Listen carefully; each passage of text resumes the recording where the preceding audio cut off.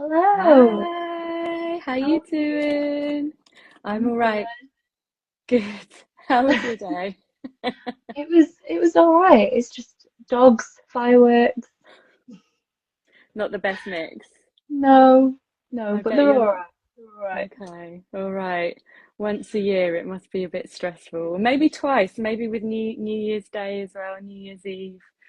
I mean, they never seem to stop once it's been like firework night. Mm, right, right, They always right. just carry on. Ouch. That's not I know. great. No. But I've been looking forward to this all day, so I'm Me sort of good. too. Very, very excited. I can't believe we've got Morgan on the chat. What can we say about Morgan? I mean, I've met her several times now. She probably won't remember when I first met her because I was fangirling her hard after seeing her play, her amazing play, Amelia, which was commissioned by the Globe Theatre. I've got a feeling she might be the first woman to ever be commissioned by the Globe Theatre, but I don't know. She can confirm that.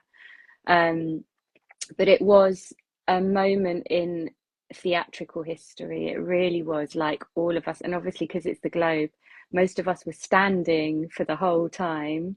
Because for those of you who don't know, you can get cheap tickets if you do what the poor people did in Shakespeare's time and just stand for the whole show in the area for the groundlings, and that's what I did. And there's no roof, so you're open to the elements as well. So it really is, and there's no electricity either. So the idea is to That's recreate so the immersive. very immersive, I yeah. love that. But this piece just blew everything and everyone out of the water. Like, we couldn't believe what we'd just seen. It was, you knew you were watching history being made. And she's gone on to win an Olivier for it, and has also got this incredible body of work beyond Amelia. But that was certainly the thing that I think probably cemented her as an incredible writer. Mm. So I personally am very, very excited to be talking to her. I went on such a deep dive. I was going through the Wikipedias and through everything. I was like, I need to know everything. Amazing, amazing, amazing. Do we have her? Has she had a request I sent? do. I've accepted it. Excellent.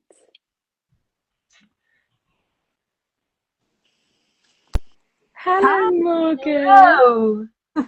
Welcome, welcome. Oh, thank you. Thanks for having me. Am I on all right? I'm a little bit worried about my Wi-Fi. So I might move rooms in a minute, but hopefully I'm Fine. all right. Well, so far you seem So fine. good. Yeah, it's so lovely Good. to have you here. How's your day been? Do you know what? All right, I heard Sam that you were saying about fireworks and dogs and stuff. We got a similar situation here, but It's not the luckily, best. I mean, he seems okay at the moment, but yeah, every now and again, like we just, I mean, just yeah, it's going off now, crazy. It's Mm. it's I've got a it's feeling it's going to be yeah, like this for the next hour. yeah, Uh-huh. yeah, It was yeah. only earlier I thought we really chose the wrong day. Yeah. It's all right. We can compete. We can compete with the noise. We It's all We can. good. can. We Pretend. can. Welcome. We're so happy to have you here, Morgan. Thank you so much for joining us. Like, for me, Oh, this is thanks for such a having me. pleasure. No, not at all. And I was just saying, how blown away I was when I first saw Amelia in the Globe. Oh, And we'll get to that. We'll get to that because yeah. obviously, I mean, I'm sure you've been asked 100 questions about that amazing piece. Um, but maybe we can just talk a little bit about just your journey into writing to start with and how it all Yeah. started off. Yeah, sure. I mean, I started as an actor. I wanted to be an actor, and I did drama and theatre arts at Goldsmiths, and I started writing plays for me and my friends to do, and we took a play to the Edinburgh Fringe, which I performed in with my friend Katie Lyons, and it went well. Like, it was one of those weird ones where we took it up as a bunch of students, and like we didn't know what we were doing. We were, Mhm. it when I look back on it now, I'm like, what were we doing?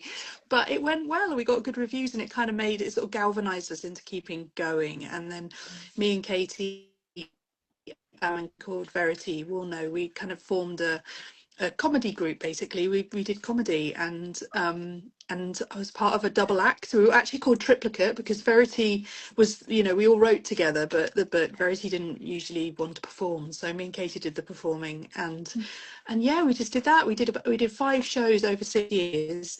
And from, I mean, I got to the point where I realized I probably didn't have it in me to be an actor, to do the actual hard graft of being an actor, and the rejection, and the, like, the endless kind of going to meetings, and I just couldn't see myself doing it. And I started getting quite bad stage fright, and not really enjoying the gigging. Like, we were doing gigging around sketch comedy nights in London, and Katie was so chilled and so relaxed and able to do it, and I was an absolute bundle of nerves. So at some point I sort of decided that I probably should just focus on the writing. And then from that point on, really, it was really about what I wanted to write, and what stories I wanted to tell, and also because I'd been co-writing for so much of that time with my comedy gang, that I had to figure out how I wrote. And so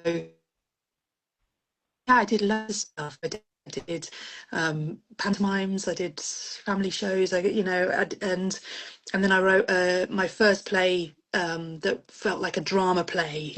And you sort of, I think every writer does this at the start of their careers. They go, I've got to write something really serious and meaningful.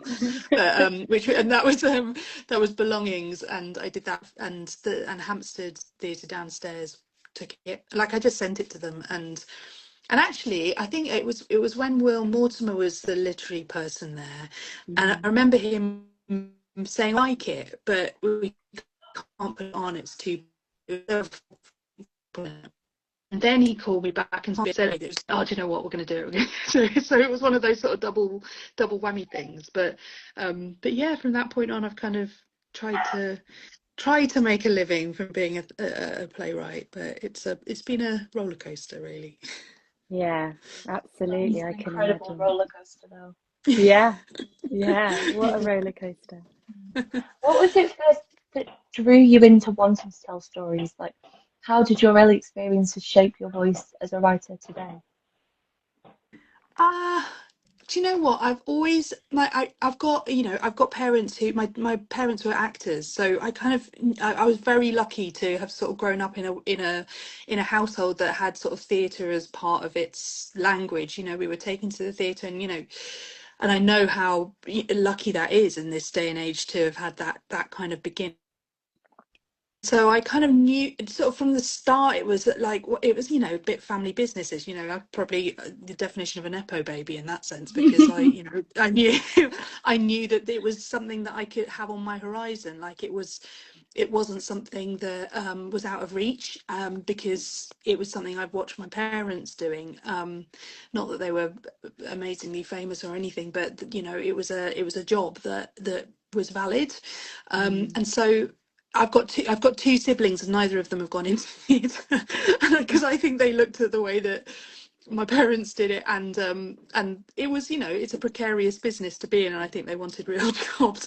But I watched it, and I was like, that's what I want to do. That's the world I want to be in, regardless of how tough it is to make a living, and how precarious it is. That was kind of part of the excitement for me, I think, as a kid. So I think from very early on, I knew I wanted to be making stuff in theatre, and I thought I wanted to be an actor, but I wasn't sure. I wasn't sure if I could cut it, really, and I kind of figured out that I couldn't cut it as an actor, but that I really loved still being part of that world. So I think, the thing that's kind of pushed me to write is creating plays and shows and theatrical experiences that I would want to go and see, and that I feel like is kind of leaving something behind in some way, something useful. I mean, from very early on. Like, actually, to be honest, Belongings, the impetus to write that play was that my friends, Katie, who I'd been double acting with at the time, this is like late 2000s, she was really struggling to get any castings. Like, there were no God, it's funny. It feels like we're in a very strange time in the industry, but back then there was such a like a lack of good roles for women, and it was tricky. Like, so many plays, it was all male stories, or there was like one or two women in a massive cast, and it was just really hard for women to get castings. And it was a purely practical decision to write a play like Belongings. And actually, I wrote it for her. She couldn't do it in the end because she went off and got a telly, so somebody else did it. But it was it's a role for a woman. She doesn't leave the stage. She goes through all sorts of different ups and downs, and that was kind of my first impetus to make sure I just write really good roles for women. And then after I did that, I was like, well, I could just make that my thing. Maybe that's just what I'm going to do. Is the male roles are covered. We've got plenty of those, and we still, lots of them still going. So maybe one of the things that I can do is make sure that every time I write something, it's giving some cracking roles for women. And that became a bit, it's sort of my, like, yeah, that's my, I guess, my mission, isn't it? It's my mission statement. But I yeah, that's love where that as a mission statement. Oh my gosh. Yes, thank you. Thank you. Now you've mentioned Belongings, and I know that Sam wants to ask you about the Wasp as well, but we'll probably jump around a bit and do a little bit of a deep dive into some of your work, just because we're so fascinated by the different projects that you've kind of created. I know that one of the last projects you worked on was an all-female adaptation of Dracula. Is that right? Well, it's nearly all female role in there for good reason. Like, he has quite a sort of yeah, it has to be a man in that particular role, but everybody else were women and non-binary. Amazing. And Yeah. that was for the lyric Hammersmith. Is Yes, that right? that's So right. Yeah. what was that? I mean, I have a very special relationship with that theatre because I was born in Oh, Hammersmith. So really? yeah. So Oh, I remember going to that place when I was very, very small, and just my parents oh, trying to find anything that was relevant, for me, or just hanging out in the foyer. There was also a place called the Riverside Studios nearby that did a lot of really yeah. nice, like lots of free stuff for kids as well, So Oh, I also was very lucky. But I guess what I'm yeah. fascinated about is just that journey of adapting such a well-known classic that's been Mm, adapted for movies and TV so many times, and then you yeah. putting your own spin on that. Like, what was the journey in that? Well, I mean, like you said, it's one of those ones. I think it's been adapted like thousands of times, but in Yeah, various different guises, right? It's yeah, one of those ones that people do, and every generation has a new adaptation of it. Like, and depending on what's going on at that time, like it really influences the way that it's retold, I think. It's a brilliant story. I mean, the thing is, it's a brilliant story, and I think humans in general, we are obsessed with the idea of eternal life, yeah. and the things that can kind of get us, like whether that's infection or sexual things, or there's all, and this the threat from overseas, which is a really massive Mm. theme in there. Like, it's kind of always relevant to it, and I think that's what I was really intrigued by when I was rereading it, was that the focus on fear and what was at the time were quite similar to what we're scared of now. Like I said, like infection and blood infection in particular, and sort of the gender issues in there, and the threat from sort of foreign invaders and the things they do to our women. It's kind of similar rhetoric to the stuff that we see today in our news, right? And so I was really interested in that, and like what we are told to be scared of as well, and how fear is used by our governments and our media to sort of stoke up different factions, and also keep us kind of in our place as well, which is the other thing that I was really kind of interested in exploring in this adaptation. So it was for me, it was really exciting to kind of look at it from that point of view, and also to tell it from. So the version that I've done is a version that is quite a traditional retelling. Like, it has all the main beats that you'd expect from Dracula, but it's all told by Mina. And in the original is a series of letters and diary entries and recordings and stuff, so it's all kind of from lots of different points of view, and I wanted to give her the chance to kind of tell her version of it, but also commenting on the way that the version that we've come to know and love, how that sort of, what that tells us about the people who tell the story. And so sort of getting a little bit of perspective on the way it was told in Bram Stoker's. For example, Lucy's death, I've always found really, I mean, in the book, it's a really brutal experience for her, because she's, for people who don't know, she's bitten by Dracula, and he feeds off her regularly, and she's losing blood, and the men kind of in her life, she has quite a few beaux, they take it upon themselves to kind of give her blood transfusions, and it's quite a violent act, the way they do it, and entirely unchosen by her. Like, there's no consent there.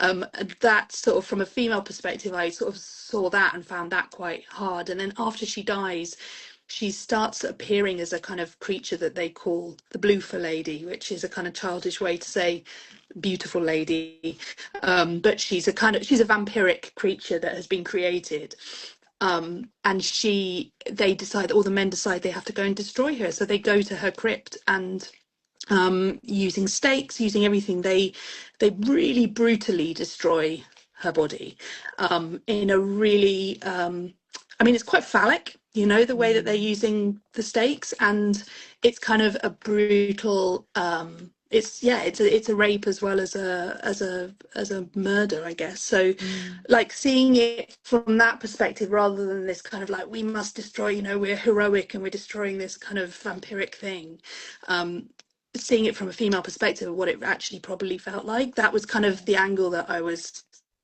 going for. But yeah, telling it from Mina's point of view, particularly as Mina is often kind of slightly sidelined in adaptation. She often needs to be saved and rescued and stuff. So it was fun. It was fun to kind of dig into that side of things, basically. Yeah, and all of that just so painfully relevant to today as well. My God, Like, I yeah, how powerful. absolutely. Yeah. Yeah. I am going to make it my mission. The next play that is on, I'm just a little northerner, but I will get on a train to the south, and I need to see something. I have to. Yeah. We'd love And that. you deep dived on the Wasp as well, didn't I you? did. I went through, Ah. and I really want to know what kind of, it was a lot darker, it seems, than Amelia. Like, what kind of helps you dive into the deeper topics? Like, what research do you go down? Like, what's your What do you know? structure What that for writing? one? That you know. Yeah, I wrote that one. Actually, I wrote the first. It was on that as a shoot for the festival. And the feedback is, what's next? So it made me carry on and finish it and turn it into a 3-act play.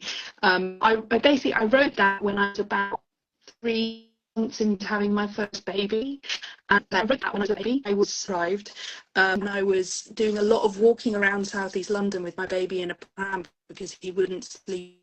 He bounced around the place, and I kind of wrote it in my head before I sat down and I actually physically, and I was in a very dark place. I was in a really dark place, and I think actually that play probably saved me. Like, I was able to sort of write some really dark, sort of strange, weird things, and my brain was in a sort of slightly confused. It was a tough time because my kid, he wasn't a happy baby, and so I was having the best of times, and so I kind of needed to channel those feelings. Like it's better that I didn't throw my baby out of a window, you know, write this play instead, which was kind of channeling quite a lot of dark, strange thoughts, and also like, you know, it is connected to different, like I have such a kind of love for both of those characters. They're very dark, strange characters, and again, sort of going back to what I was saying about writing roles for women, I think I was, at the time, I was really keen to write two parts that explored two women who are very complicated and very sort of dark, and like, and actually let them be that, and let us see women in an ugly way that we don't necessarily always get to see, and see their sort of darker underside, I guess. And that was really sort of exciting to me. And I also, I just wanted to write something that would be really fun to perform as well. Because it is, you know, essentially it is a thriller, and it's got lots of twists and turns, and I, you know, it's always fun getting into that kind of figuring out how to sort of deliver those in a script. So yeah, I mean, lots of like reasons why I wanted to write that one, but it was, yeah, the darkness of it definitely came from a place of sleep deprivation and misery.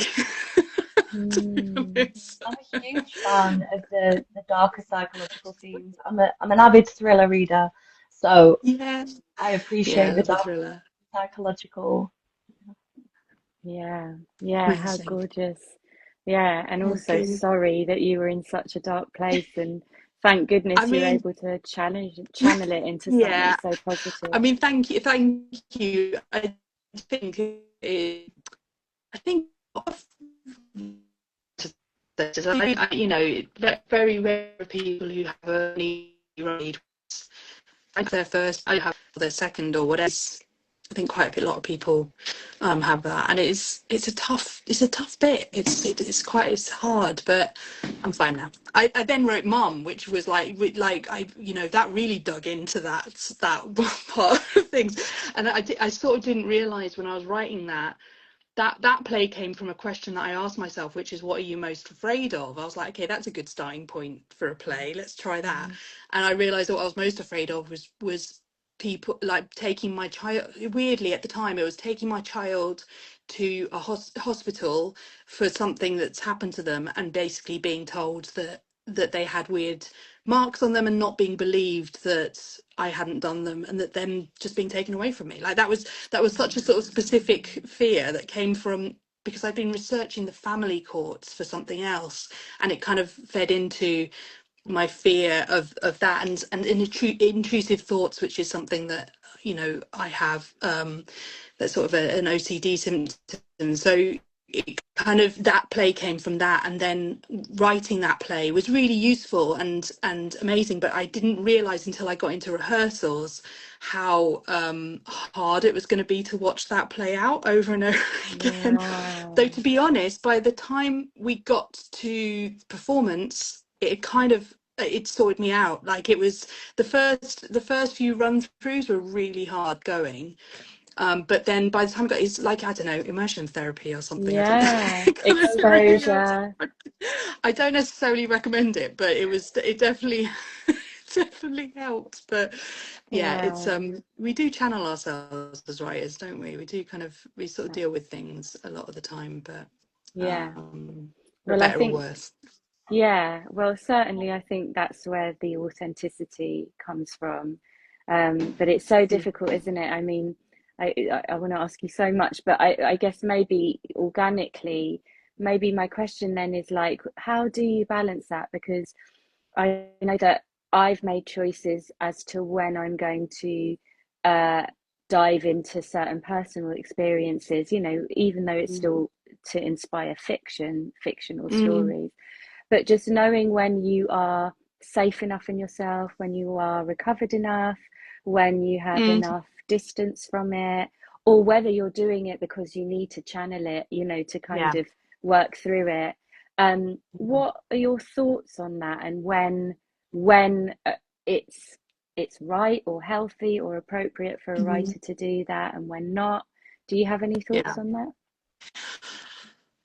It's a tricky one, isn't it? Because it's always got to come down to you need as a person, and what's like. I knew that at a certain point I needed to go to therapy and have some proper therapy, and then but then at the other times I've found that writing things down, and you know, you often get told when you're in a tough spot, or if you're struggling with something, to write it down, and like write down your thoughts, and whether you use those things or you sort of burn them, or throw them away or whatever once you've written them down, it is a use exercise in sort of ordering your thoughts, even if it's like making a list of everything. You know, it doesn't have to be a coherent thing that you're writing, or like a paragraph. It's just writing all the things that are in your head and getting them onto a paper, and that often really helps. So I don't know, there's part of me's like get some therapy, but on the other hand as well, writing about what's going on inside you and on the outside of you, like it does help. It doesn't necessarily make good theatre. There is that as well. Like there's a certain point where you have to go, oh, okay, I've written all this down, and it's definitely very personal, and maybe I don't need to put this out in the world. But then there are other things that can, yeah, you can really infuse something with a personal. It's hard, because the other thing to do, I think that's kind of important, is make sure that you when you've written something, like try and take it a little bit away from who you personally are as well. Like try and dig into that, and like add layers, add different character like traits that mean that it's not just you. Because otherwise, I mean then you're getting into autobiographical work, right? And that's a whole other thing, like it's a whole other genre, which I haven't done, so I wouldn't know how to do that, and there are lots of brilliant people who do that. But I think there's a version of writing where you do put yourself, and I always, to be honest, I always say that I feel like there's a bit of me in every single character I write, even the really horrible, awful ones, because I'm writing it, and like I can't help but put myself in there. And I think it's a hard, I don't know, it'd be interesting to see what other writers say about this, but I think it's very hard to not put yourself into the work you do, because we all as writers, we all have our version of writing and our perspective, so it's always going to be individual to us, I think. Absolutely, yeah. And As on that someone with note, OCD, go on, you, Sam. oh, I was just going to say, as someone with OCD as well, that's so beautiful to hear, because I Yeah, often read books with OCD representation in them yeah. to to help kind of calm that part of my brain. And I don't Oh, have the that's, creative flair for writing, but I yeah, read other people's words, and that's yeah. really beautiful.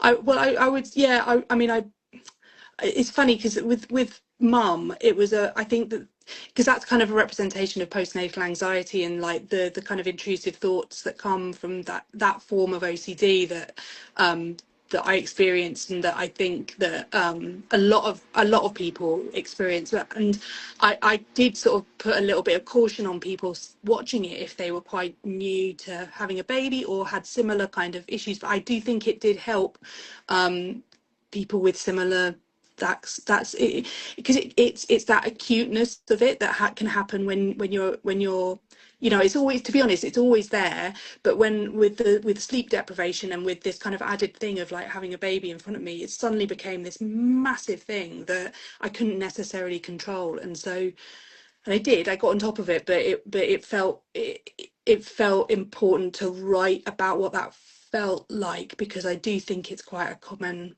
thing, that I don't think many people really understand, and it's quite scary.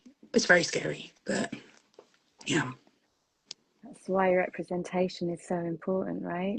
yeah, yeah, Yeah. absolutely, And on that absolutely. note, let's talk about Amelia. Oh, yay! Oh my gosh. Well, first of all, congratulations on your Olivier. Oh, thank you so much. Incredible. It's a few years later, but I that's know. pretty remarkable, Morgan. Like, Thank you. could you please just talk us through that whole journey? Whatever you'd like to share about it. Yeah.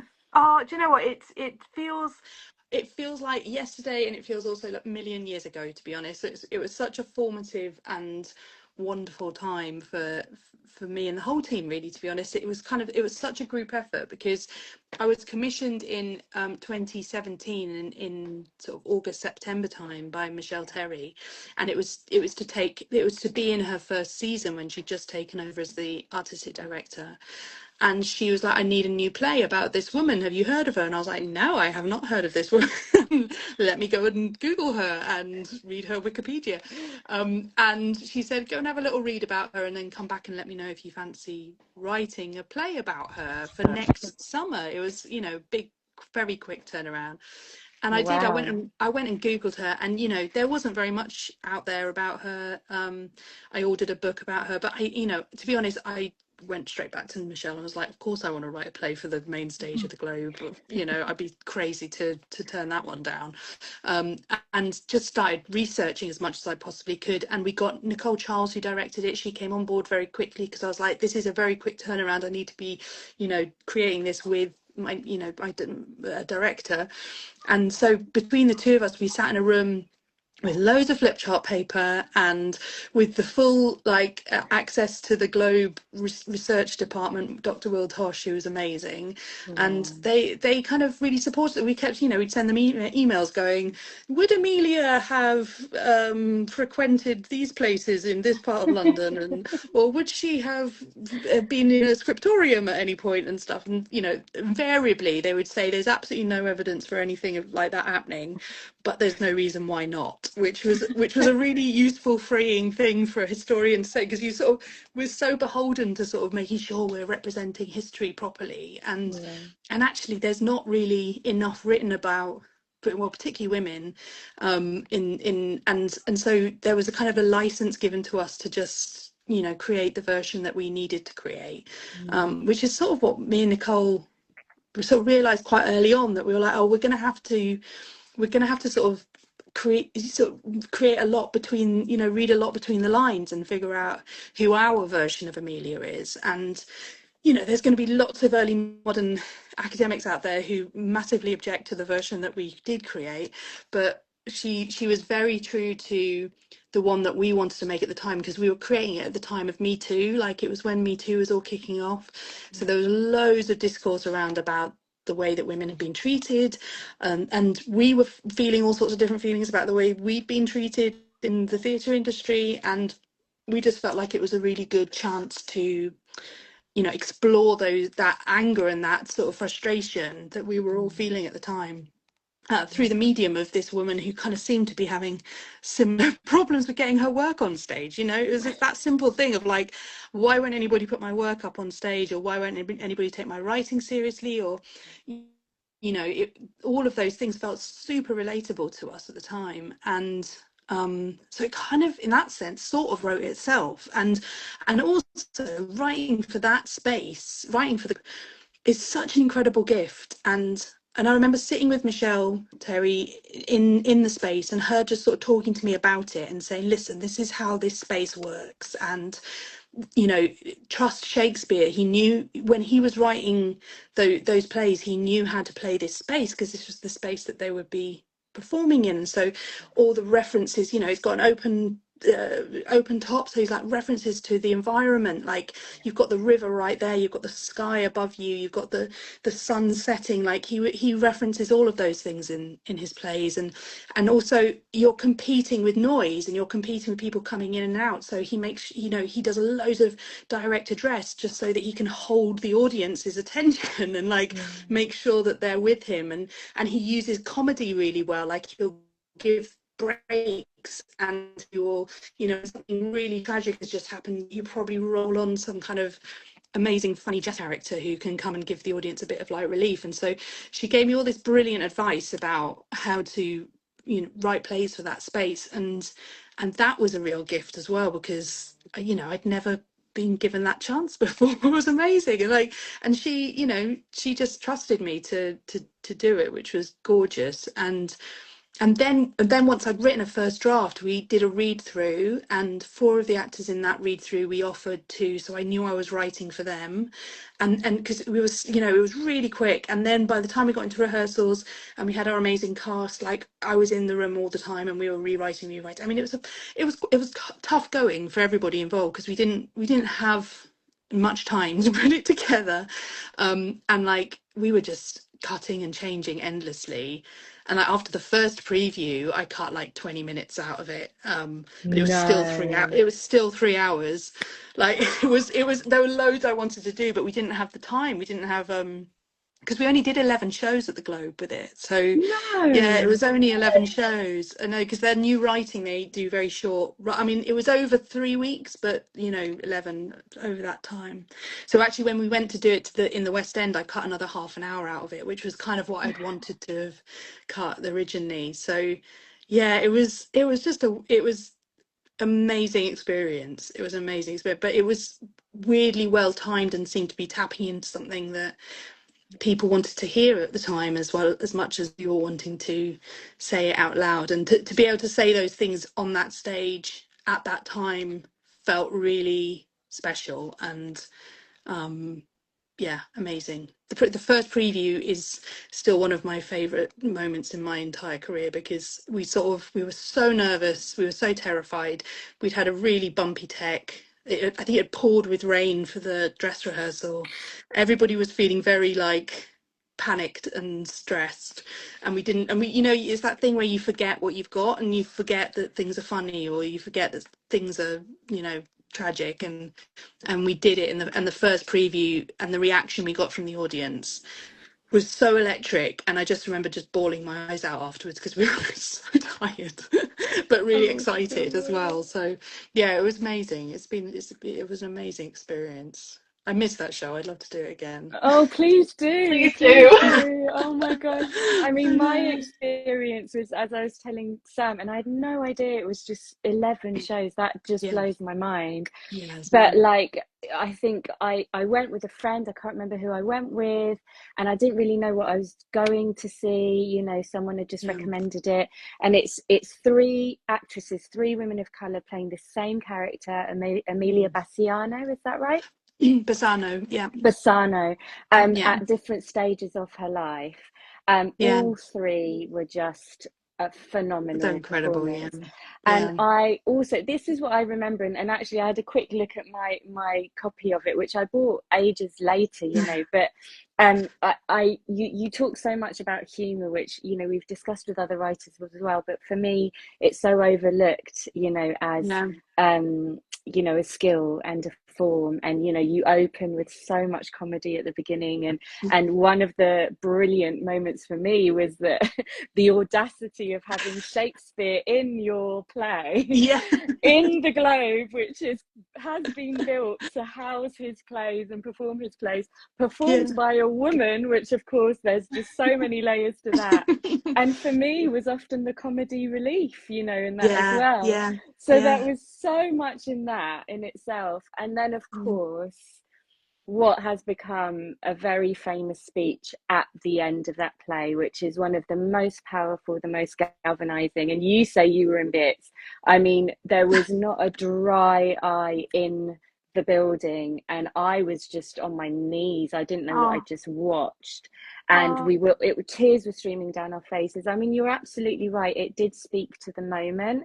Yeah. And there were so many of us so deeply and heavily involved in the Me Too movement that were just like, Mm, you're saying our feelings out loud, you yeah. know. And of course Yeah. also the fact that it was also the voices of women of color was a whole other, you know, element to it. And as we know, you know, those are the women who began that movement, um, Yeah. and coined that phrase.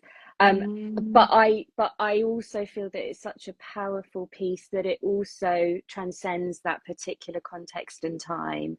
And so mm, yes, you know, maybe it was incredibly poignant and significant then, and how brilliant that it was forged in that moment. yeah. But as you know, it's gone on to have this most incredible, you know, life beyond that.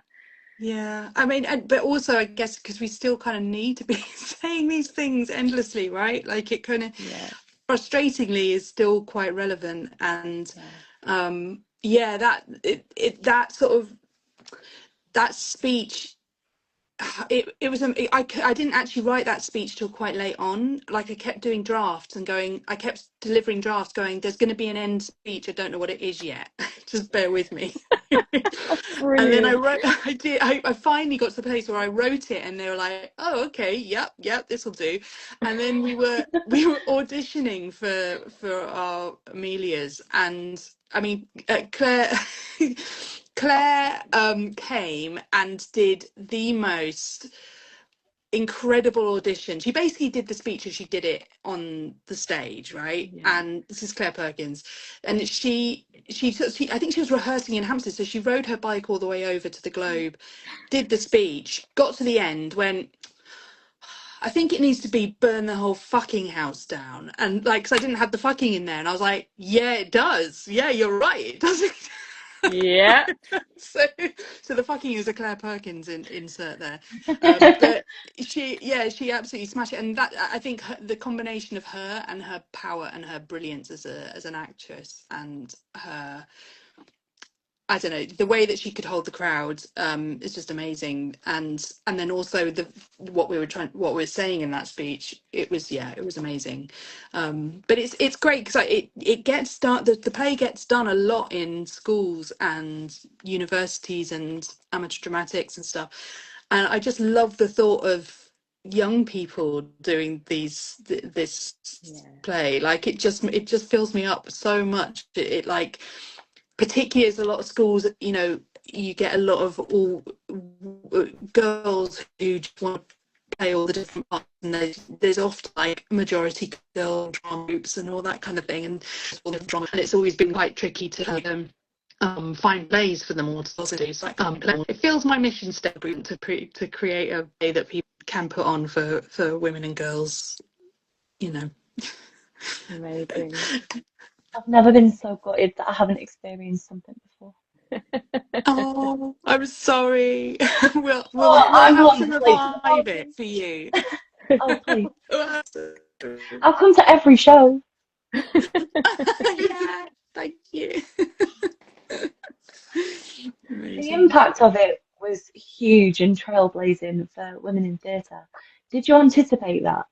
The cultural impact that it would have, especially for women in theatre?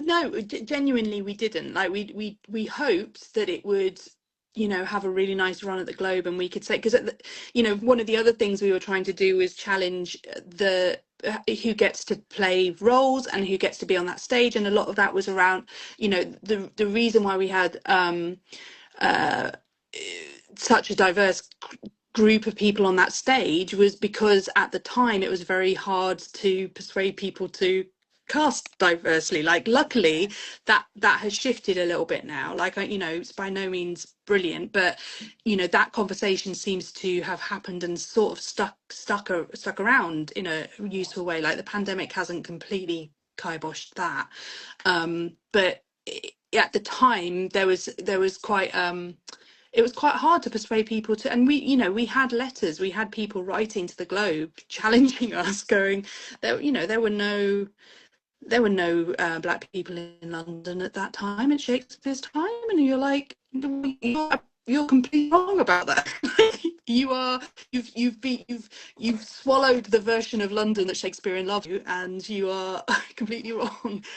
So it was a real for us, the casting of 3 black British women as the Amelias was a casting choice.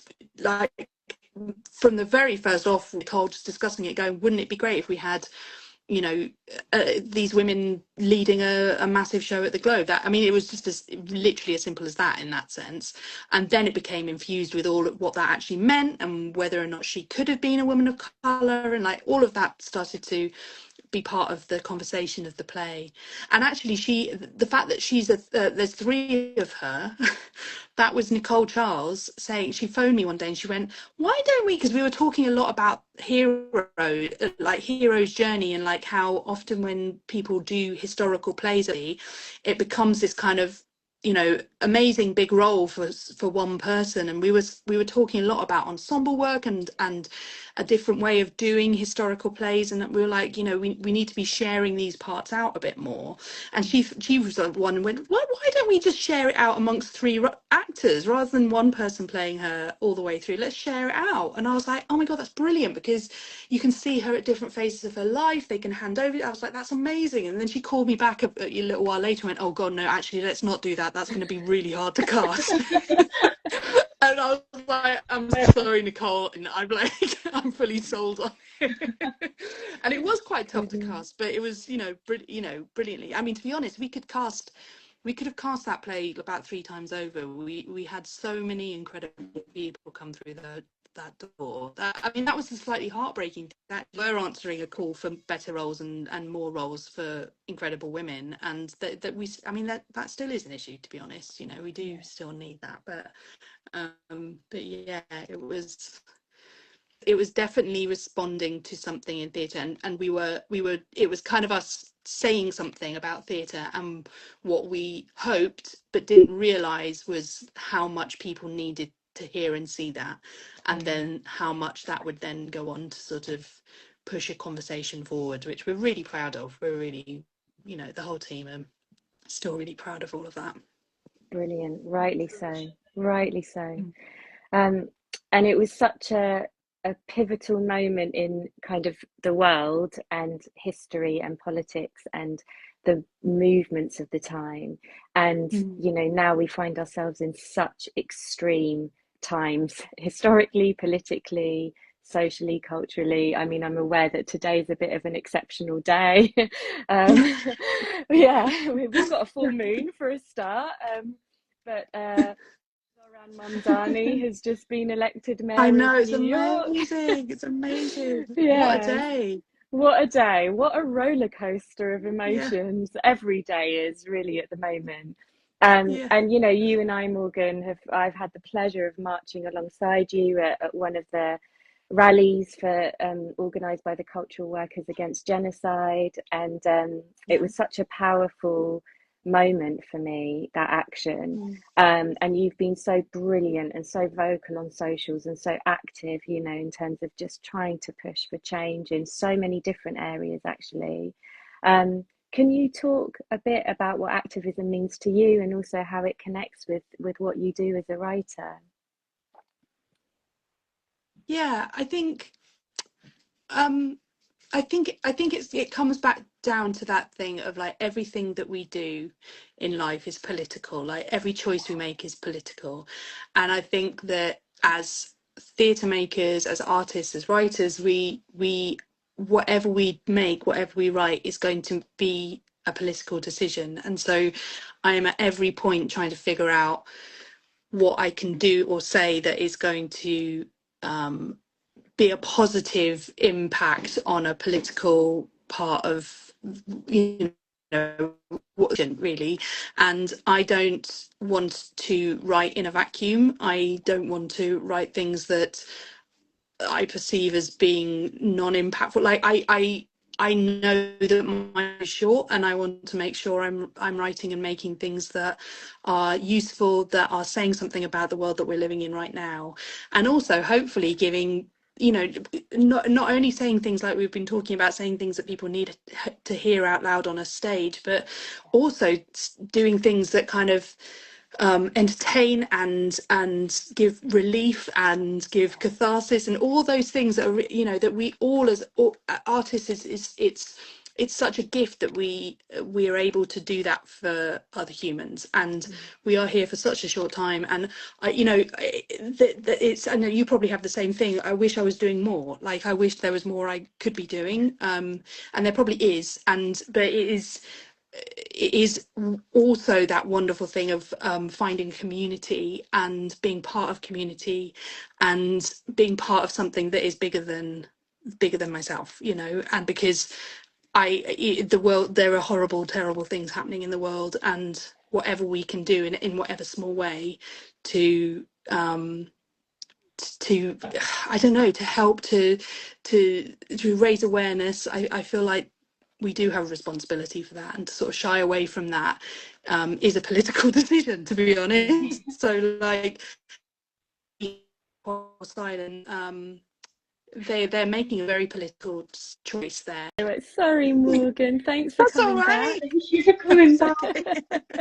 Technology, it's all Technology, right. Like I said, absolutely. I am blaming the fireworks. Oh yeah, it'll be that.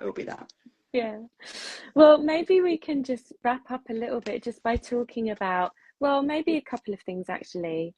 You talked so powerfully about, you know, what gives you solace, also the role of the writer as well, in terms of not only every piece of work being political in and of itself, but also the fact that it needs to have some entertainment in it, some catharsis, some sense of, you know, also a kind of communal experience as well as shared Mm, experience. And, you know, you've just talked about the comfort for you in these very extreme times in terms of just building community and connecting with people, and also the hope yeah. that we can see, you know, with Zach over here and Zohran over there. Um, where do you go to in these times for solace and for inspiration and for reassurance? Mm. Oh, that's a good question. Um, I think genuinely it comes back to like community and who your friends are, and who you can spend time with and who you can talk to. And I say this to emerging playwright whenever I do workshops or classes or anything.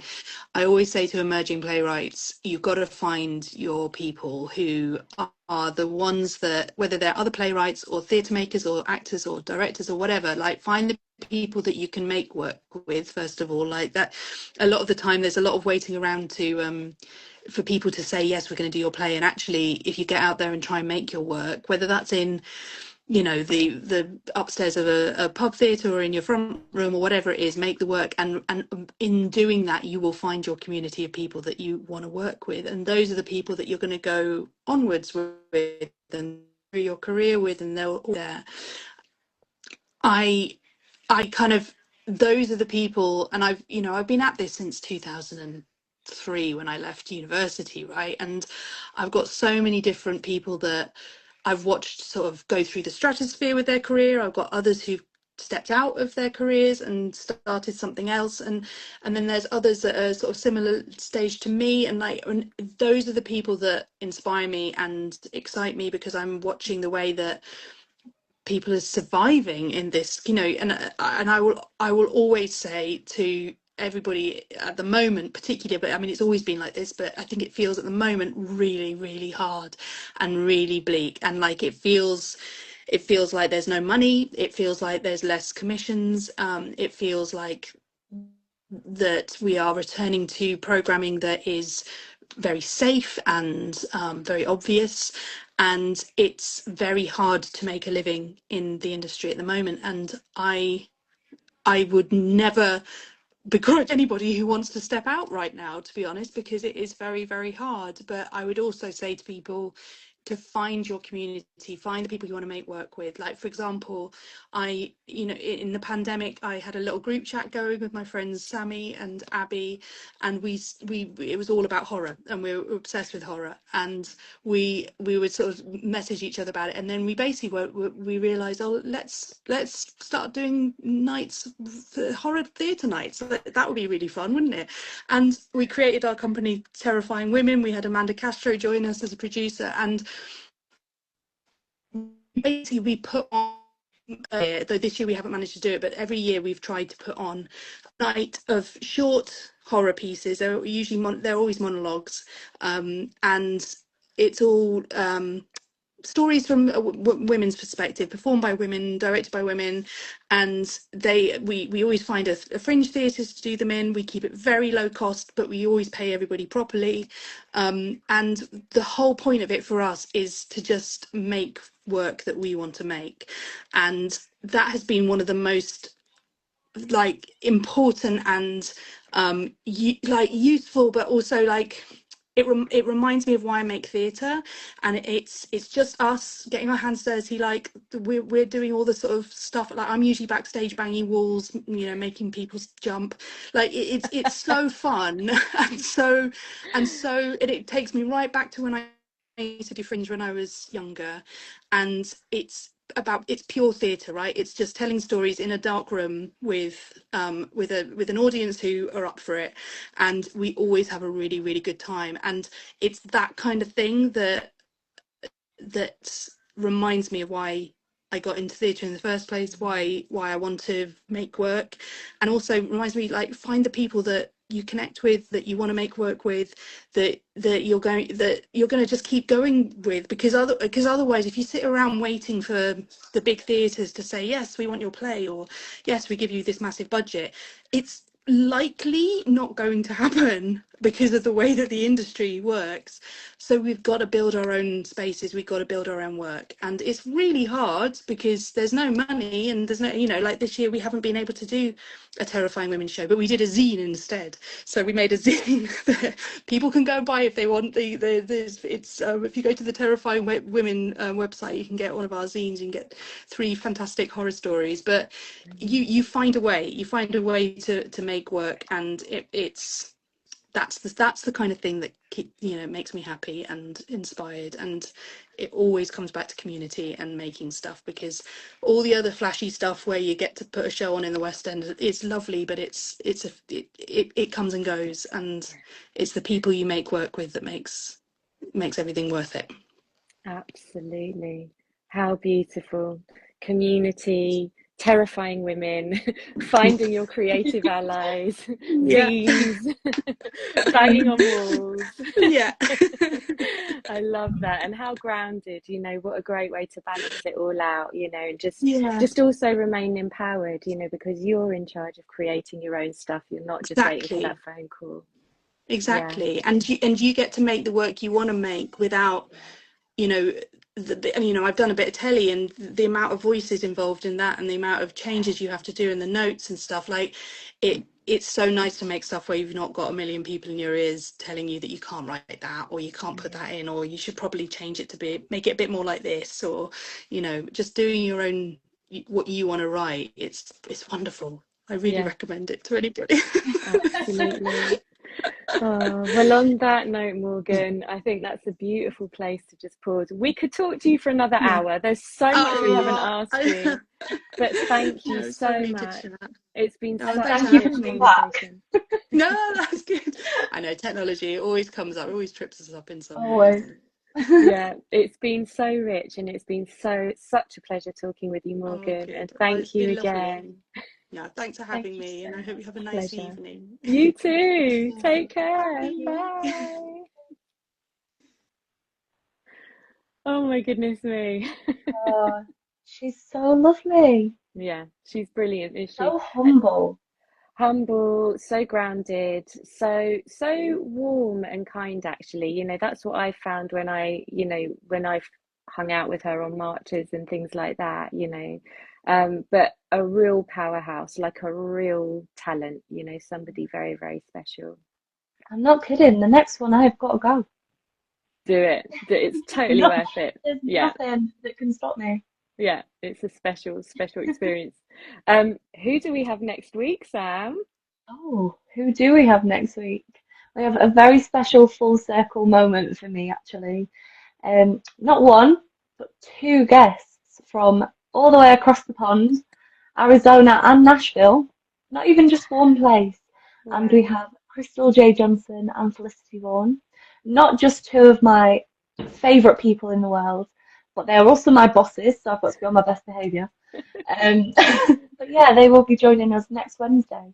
Brilliant. So usually we do these at around 7:30, but actually because of the time difference, it will be a little bit later, won't it? 8:30. 8:30. So please join us. Thank you to everybody who joined us today for this conversation with the amazing Morgan Lloyd Malcolm, who is just a wealth of knowledge and wisdom and talent, and just so generous with all her experience. So thank you everybody for joining us, and please join us next week at that slightly later time for not one but 2 guests from from two different places in the States. Mhm. And have a great week, everybody. Happy full Thank moon. you.